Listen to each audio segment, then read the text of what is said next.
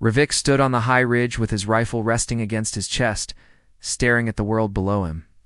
From where he stood, the battlefield looked endless. His empire had sent everything it had: soldiers, war beasts, armored carriers, flying drones, walking cannons. The valley was filled with metal, dust, and loud engines shaking the ground. Anyone who looked at this scene would think only one thing: no one can defeat this army. Ravik thought the same. His race believed in power through numbers. They trusted their huge army more than anything in the galaxy. And today, they had brought their largest force ever seen in war. Every soldier around Ravik felt confident. They talked, joked, and even bragged about how fast the enemy would fall. But Ravik noticed something strange. The officers were not smiling. They stood together, talking in short whispers. Their faces were tight, worried. Ravik had never seen officers look like this before a battle. He slowly walked closer, pretending to check his gear so he could listen. One officer said, "Are you sure they only sent 12? Another answered, "12 is more than enough." "You know what humans are?" Ravik froze. Humans? He had only heard stories. His species never fought them directly. Humans lived far from his empire, across many star systems. Ravik always believed humans were weak, small, emotional creatures. His teachers in the academy always described them as a primitive race. So why were the officers afraid? Ravik returned to his position and tried to push the worry away, but something continued to bother him. If humans were as weak as everyone said, why did Command act like this battle was a real threat? Moments later, the ground shook again, but this time was not from their machines. A warning call echoed across the ridge. Enemy sighted. They are approaching. Ravik gripped his rifle and looked forward. He expected to see another massive army, maybe even a hidden force waiting to attack. But instead, he saw something completely different. 12 humans. Just 12. They walked out of the thick smoke like shadows. Their armor was scratched, their helmets marked with symbols Ravik did not understand. They carried weapons smaller than the Empire's heavy rifles, but the way they held them felt purposeful and deadly. They did not look afraid. They did not even slow down. Ravik blinked. Was this a joke? Millions against 12? A soldier next to him laughed loudly. Is this really their plan? 12 humans? We will crush them in minutes. But the laughter stopped quickly. The humans began to run, not in fear, but straight toward the Empire's line. Their speed shocked every alien soldier on the ridge. They moved like they trained for this very moment their entire lives. Their boots hit the ground with a rhythm, a fierce beat that matched their fire. The first human aimed and shot. 1 bullet, 1 kill. The second human slid across the dirt, firing from the ground with impossible accuracy. The third jumped onto a destroyed vehicle, using it for high ground. Firing 3 shots that dropped 3 targets before Ravik even understood what happened, Ravik felt his heart jump. This cannot be real. The humans were only 12, but they fought like an entire army inside 12 bodies. Then something even stranger happened. One human ran out from cover to help another who was hit. Instead of leaving him behind, the human grabbed the wounded soldier, pulled him onto his back, and fired with one free hand while running. Who fights like that? Ravik watched with wide eyes. He had never seen such loyalty. His own army would never risk their lives to save one soldier. But humans did it without thinking. The Empire responded with heavy fire. Hundreds of soldiers shot at the humans. Explosions filled the valley. Smoke and dust covered everything. Ravik thought the humans must finally be dead. But when the air cleared, they were still standing. One human had taken direct fire to the chest plate. He pulled off the damaged armor, tossed it aside, and shouted something to his squad that sounded like pure determination. Ravik clenched his fists. How do they survive that? Fear slowly crawled into the hearts of the alien soldiers. The humans were not machines. They were not super beings. They were flesh and blood like everyone else. So why did they refuse to fall? Another wave of Empire soldiers rushed forward. Ravik watched closely. The humans moved together like they shared one mind. Every shot, every step, Every turn they fought as a single unit, not 12 individuals. One human shouted a command. The others instantly changed formation. Revik realized something his commanders never taught him. Humans did not fight with numbers. They fought with will. Their will was stronger than fear. Their courage was stronger than pain. Their teamwork was stronger than the Empire's size. Revik felt something deep inside him shift. Something he never expected to feel in battle: respect and fear. Because if 12 humans could do this, what would 100 do? The Empire lines were struggling now. Soldiers shouted in panic. Officers yelled new orders. But it was too late. The humans had already taken control of the battlefield. Then Revik heard the most frightening announcement yet. Another human team approaching from the west. They look even stronger. Revik's breath caught in his throat. If 12 humans were this powerful, what would 24 humans do? He stared at the battlefield, his heart shaking as he whispered to himself, "Our army was limitless. So why do humans fight like gods?" The second human team moved across the battlefield with silent confidence. Revik had never seen soldiers move like this. They were calm, steady, almost peaceful in the middle of death and fire. Their steps were measured, their eyes sharp, watching every threat before it even appeared. Revik felt his throat tighten. These were not normal soldiers. They looked like hunters who had come to finish something personal. The first team of 12 was still fighting, pushing forward through dozens of enemies. Even wounded, they kept moving. And now these new humans, another 12, joined them, sliding into the chaos like they trained together for years. Revik whispered, "How can a small group fight like an entire army?" His answer came faster than he expected. The new human team split into pairs. Each pair moved like one body, one watched, one shot. One advanced, one covered. When one human jumped toward an enemy tank, another provided fire from behind, hitting every weak point on the machine.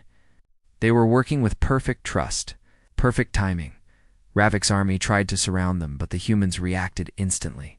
They changed positions, using the land, the broken machines, even the smoke as tools. Every human seemed to know exactly where the others stood. Revik realized something else. Humans did not wait for orders.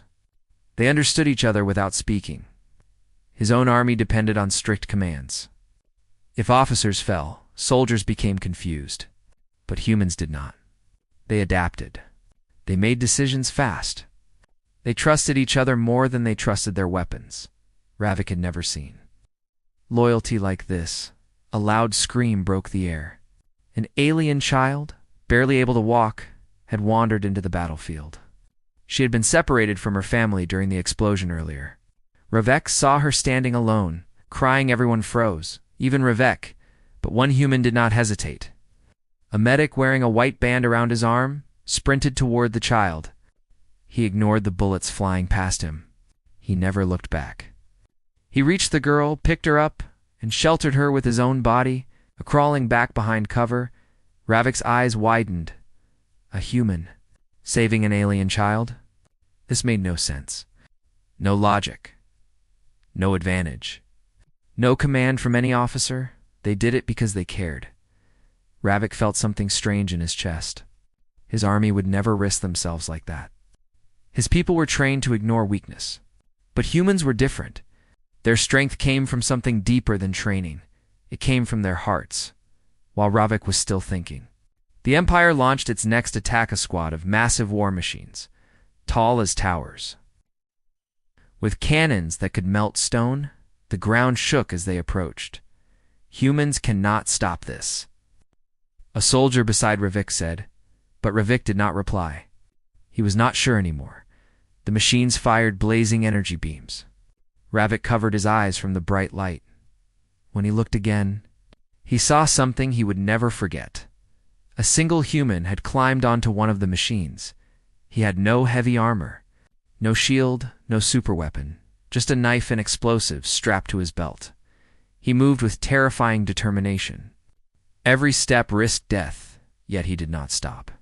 He reached the top, stabbed into a weak joint, planted the explosive, and jumped off just in time. The machine exploded from the inside. Ravik shouted. "How is he still alive?" The human rolled on the ground, stood up, brushed dust from his face, and yelled to his team, "Move. We are not done." Ravik felt chills. He had always believed humans were weaker than his species. But now he understood a truth that shook him. Humans refused to die. They fought past pain. They stood after falling. They continued even when logic said they should stop.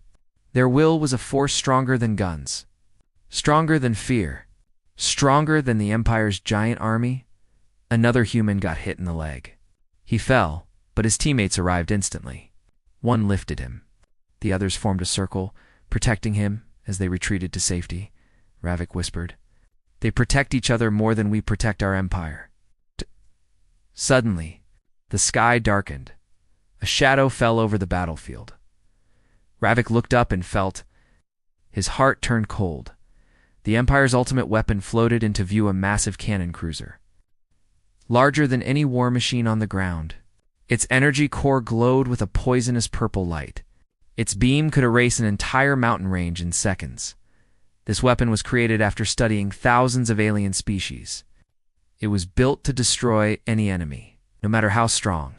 It had never failed. The officers began shouting, "Charge the cannon! Full power! End the humans now!" Ravik watched as the humans stopped moving. They noticed the weapon too. For the first time, their faces grew serious. They knew the danger.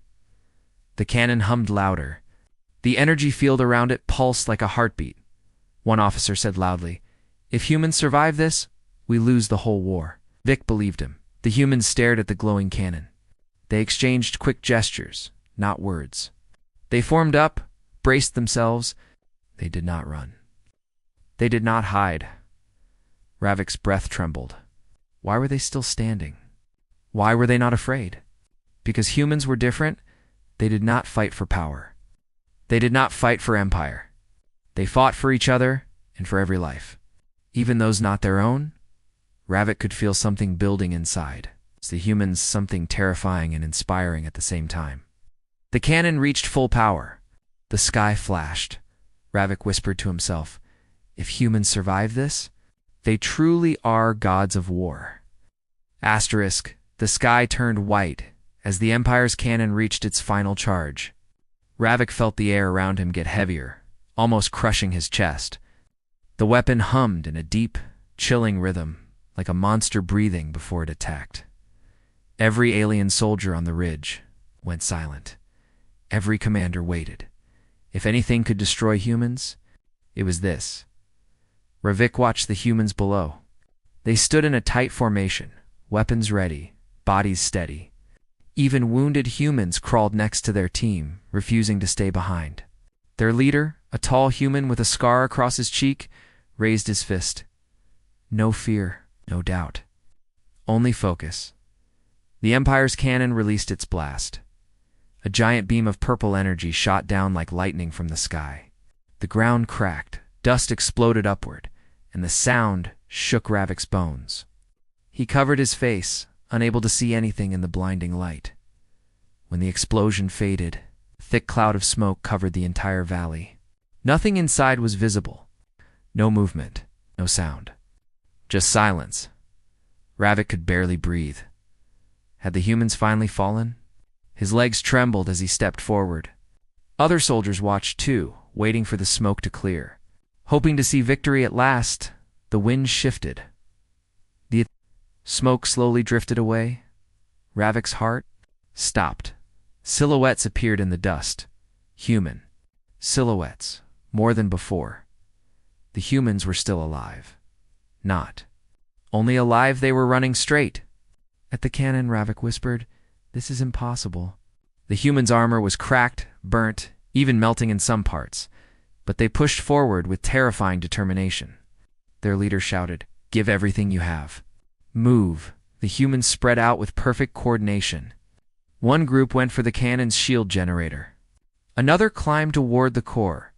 A third fired non-stop at the Empire soldiers trying to defend the weapon. The Empire soldiers panicked. They survived. How?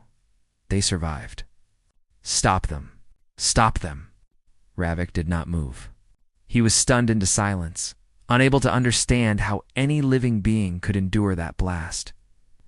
The leader of the humans grabbed a fallen, flagged his squads, flagged and tied it to a metal rod near the cannon. It fluttered in the hot wind, symbol that humans refused to fall. Ravik watched the human medic from earlier, the one who saved the alien child, run into the thickest part of the battle. He was unarmed now, but he was dragging wounded humans away from the cannon's target zone, pulling each one to safety before returning for another. Who risks their life again and again like that? Every human did, even the wounded ones. Some cried out in pain but still fired their weapons. Some crawled forward with only one good arm. Their courage felt inhuman. Yet it was the most human thing Ravik had ever seen. One human woman leaped onto a defensive turret, kicked the gunner off, and turned the cannon around to fire at the Empire's own weapon. Her aim was perfect. She hit the shield generator. Cracking it open, another human followed her steps, jumping across burning metal, planting explosives on the generator's weak spot. The explosion shattered the shield. Now the main cannon was exposed. The Empire commander screamed orders, but the chaos was too much. Human fire tore through the defenses. They moved together like storm winds, unstoppable and fierce. Ravik felt his fear changing into something else. Respect, admiration, a deep understanding that humans were not what his empire believed. They were stronger, not because of power, but because of will. The humans reached the main cannon. The leader signaled his squad.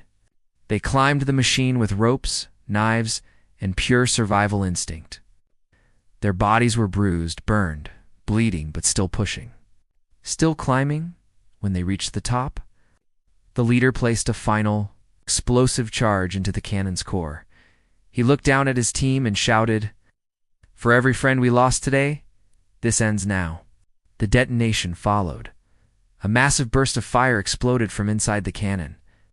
The weapon cracked in half, energy spilling out of its broken core. The blast ripped across the sky, sending shockwaves through the valley. Alien soldiers threw themselves to the ground. Ravik shielded his face as heat rolled over him. When he looked up, the cannon was gone, completely destroyed. The humans stood on the broken platform, breathing hard, covered in dust and blood, but still alive. Still standing, in that moment, the entire battlefield froze. No one fired. No one moved. Everyone stared. 24 humans had defeated millions. Ravik slowly lowered his rifle. His hands were shaking. He understood now why his commanders were afraid. Humans were not strong because of their bodies. They were strong because of their hearts, their loyalty, their rage, their courage, their refusal to die for anything less than what they believed. Ravik dropped his weapon to the ground. He stepped forward with empty hands. He was the first alien to surrender. Others followed, hundreds, then thousands. The Empire's soldiers looked at the humans and knew this was not a war they could win. The human leader looked down at Ravik and nodded, not with pride, but with a strange sense of respect. Ravik whispered to him, "Our army was limitless, but you fought like gods." The leader replied softly, "We are not gods. We are humans." And with that, the war changed forever.